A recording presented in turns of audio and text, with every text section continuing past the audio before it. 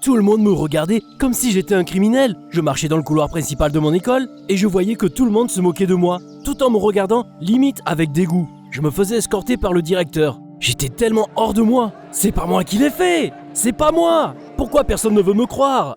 Salut, j'ai 14 ans et je m'appelle Mickey, même si ça fait déjà quelque temps que mes potes m'appellent Yeti. Si tu demandais à mes potes de me décrire en un mot, ils n'hésiteraient pas à me dire que je suis imprévisible. En fait, j'étais toujours à la recherche de nouveaux passe-temps. J'ai essayé le basket et le foot. Je me suis mis à la programmation et j'ai même essayé de faire des gâteaux. Bon, pour être tout à fait honnête, ils n'étaient pas très réussis. Le truc, c'est que je m'ennuyais vite. Enfin, je dis ça, mais j'avais quand même une passion constante dans ma vie. Le rock. Stephen Tyler, Ozzy Osbourne, Axl Rose, toutes ces personnes incroyables étaient mes idoles. Donc j'ai tout fait pour leur ressembler. J'ai laissé pousser mes cheveux et je portais les mêmes vêtements qu'eux. Je kiffais vraiment m'habiller un peu différemment des autres. Ma mère m'a élevé toute seule. Et disons qu'elle n'était pas vraiment fan de mon apparence. Mais elle m'aimait moi. Donc elle ne m'interdisait rien. Bon, de temps en temps, elle me disait qu'un jour, j'aurais des problèmes à cause de mon apparence. Mais tant pis, je ne l'écoutais pas. Bon, par contre, à l'école, c'était plus compliqué d'ignorer les autres. J'avais l'impression que tous les profs, et surtout le directeur, conspiraient contre moi. Ils me laissaient toujours des mots dans mon carnet de correspondance. Ils essayaient de me persuader de me faire couper les cheveux. Et ils m'obligeaient même à aller chez le psychologue de l'école. Puis c'était pas mieux du côté de mes camarades de classe. Il y avait surtout un gars, Karl, qui se démarquait vraiment des autres. C'était Monsieur Parfait, l'élève exemplaire, et surtout le pire nerd. Il avait toujours de beaux costumes et se regardait constamment dans le miroir pour se peigner les cheveux. Je dis ça en rigolant, mais en fait, il était vraiment chiant. Il me critiquait constamment, que ce soit mon apparence ou mon comportement. Puis il disait des choses désagréables dans mon dos. Les autres ne l'aimaient pas trop non plus. Mais bon, ça ne m'avançait pas beaucoup.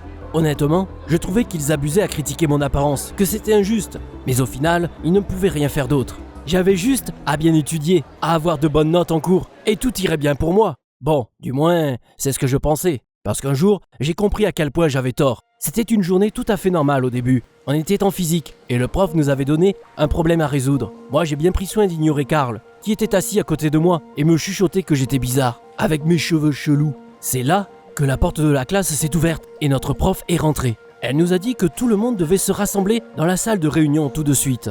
Elle nous a dit qu'ils allaient vérifier les sacs et les casiers des élèves, parce que quelqu'un avait écrit sur la voiture du principal. Des mots pas très gentils, disons. Je suis donc descendu avec les autres élèves, sans me faire trop de soucis. Quand ils ont commencé à me contrôler, je leur ai donné mon sac à dos sans hésiter. Mais là, le directeur a sorti un truc qui m'a choqué. Une bombe de peinture en aérosol.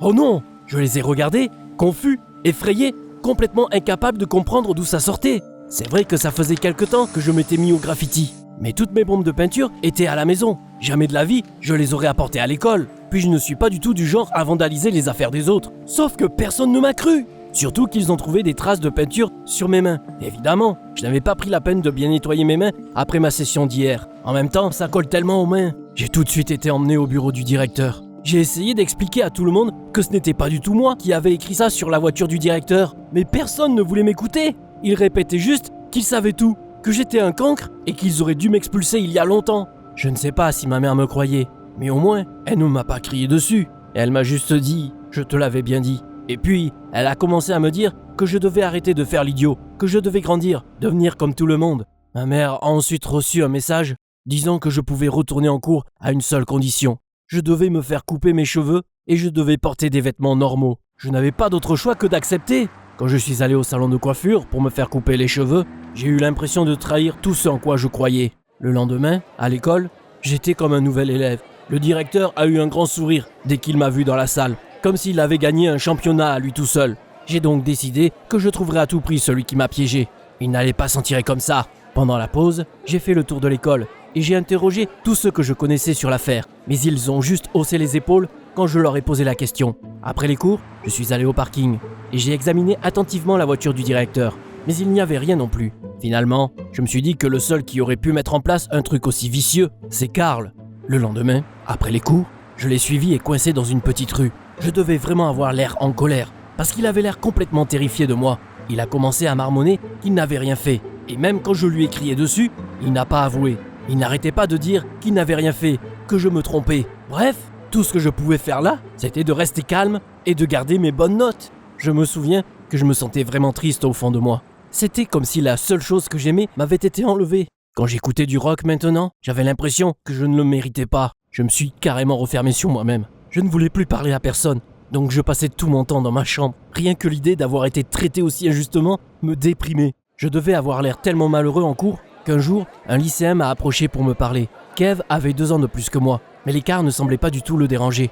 Il m'a dit qu'il avait toujours admiré mon apparence, et il avait capté que j'aimais beaucoup Axl Rose. Quand j'ai entendu ça, j'ai tout de suite souri. On a passé le reste de la journée à parler de nos groupes, morceaux et albums préférés. Après, à peine une semaine, j'avais l'impression de l'avoir connu toute ma vie. Kevin me croyait quand je disais que ce n'était pas moi qui avais écrit sur la voiture du directeur, et il se sentait mal pour moi. Je lui ai donc dit ce que je ressentais, que maintenant j'avais l'impression que je ne méritais plus d'écouter du rock. Le mec est resté silencieux pendant un long moment, puis m'a proposé quelque chose qui m'a donné la chair de poule. Et si on essayait de créer notre propre groupe? L'idée me paraissait folle, mais en même temps tellement tentante. C'est vrai, c'est dingue. Pourquoi je n'ai jamais pensé à apprendre un instrument au lieu de perdre mon temps avec du basket ou du foot? Kev m'a dit qu'il voulait jouer de la batterie. J'ai décidé que je prendrais la guitare basse. Pour trouver le reste du groupe, on a décidé d'imprimer des flyers et de les afficher partout dans l'école. Étonnamment, un groupe de personnes est venu au mini-casting qu'on a fait dans un garage. On a passé toute la soirée à écouter les gens jouer. Puis on a enfin réussi à trouver 2 gars sympas. C'est comme ça qu'on a commencé notre groupe.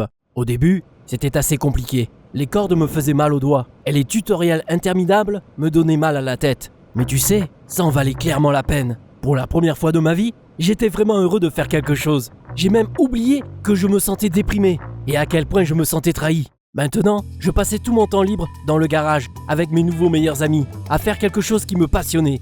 D'ailleurs, c'est ici que j'ai eu mon surnom, Yeti. Tous les gars du groupe avaient déjà choisi leur nom de scène, alors que moi je ne trouvais rien. Puis un jour, on a parlé de Bigfoot, et quelqu'un a dit en rigolant « Tiens, il a la même coiffure que Mickey avait avant !» Et franchement, ça ne m'a même pas blessé. J'avais enfin trouvé mon surnom, donc j'étais juste content. De toute façon, je ne pensais plus trop à ce qui m'était arrivé. Tout ce dont je me souviens, c'est que Karl a commencé à agir bizarrement. Il traînait toujours pas loin de moi, et dès que je lui demandais ce qu'il faisait, il s'enfuyait. Vraiment suspect le gars. Mais bon, je n'avais pas trop le temps d'y réfléchir plus que ça. D'ailleurs, on allait très bientôt avoir notre premier concert. Enfin, quelque chose comme ça. En fait, on a accepté de faire la première partie d'un autre groupe de rock local. Côté paiement, on n'en était pas encore là. Mais bon, franchement, on était déjà bien content de faire ça parce que ça nous donnait une opportunité de jouer en concert et de nous mettre en avant. On a imprimé des affiches, puis on les a distribuées partout pour inviter tout le monde à venir nous soutenir. Et tu ne croiras pas qui j'ai vu dans la foule pendant ce concert. C'était Karl. Ce petit monsieur parfait était là, en train de faire du headbang sur notre musique. Clairement en plein kiff. Il n'était pas tout seul. Il y avait quelques dizaines de personnes et ils ont tous adoré notre petit concert. Je ne me suis jamais senti aussi bien de ma vie. Tous mes problèmes avaient disparu d'un coup et je me sentais de nouveau heureux. Du coup, je ne m'attendais pas du tout à la surprise qui allait m'arriver. Après le concert, Karl m'a pris à part. Il a dit qu'il avait découvert qui avait peint la voiture du directeur. Karl avait vu qu'il y avait une caméra de sécurité dans le café de l'autre côté du parking. Il a donc persuadé le propriétaire de regarder les disques et a vu le directeur. Il a lui-même écrit ce message sur sa voiture. Apparemment, il était tellement préoccupé par l'apparence des élèves à son école qu'il était prêt à prendre des mesures extrêmes. J'étais sans voix, mais Karl n'avait pas fini de me surprendre. Il a admis que pendant tout ce temps, il était jaloux de moi, parce qu'il voulait aussi être cool et ouvert d'esprit comme moi. Puis il voulait jouer dans un groupe de rock aussi. Quand il avait découvert ce que le directeur avait fait, il ne pouvait plus garder le silence. J'étais vraiment confus là. Je lui ai dit que j'avais besoin de réfléchir. Mais Karl m'a dit qu'il avait déjà un plan. Pas con ce gars. Le lendemain, je suis venu à l'école dans mes vêtements de rocker. J'ai dit à ma mère que je refuserais absolument de me faire couper les cheveux à partir de ce moment-là. Le soir, Karl est venu jouer avec nous et il avait enfin enlevé ses petits costumes stupides là. Avec les gars, on l'a aidé à se trouver un look stylé. Et semaine après semaine, mes cheveux ont repoussé et je me suis à nouveau senti vivant et libre. Et bien sûr, le principal ne pouvait pas me laisser faire. Quand il m'a convoqué dans son bureau pour me gronder sur mon apparence, je lui ai dit que je savais tout et que j'avais un enregistrement de lui en train de vandaliser sa propre voiture. T'aurais dû voir son visage à ce moment-là. J'ai quitté son bureau comme un vrai gagnant. Puis, comme par hasard, il ne disait plus rien après, ni à moi, ni à mes potes. On était enfin nous-mêmes et plus personne ne nous dérangeait.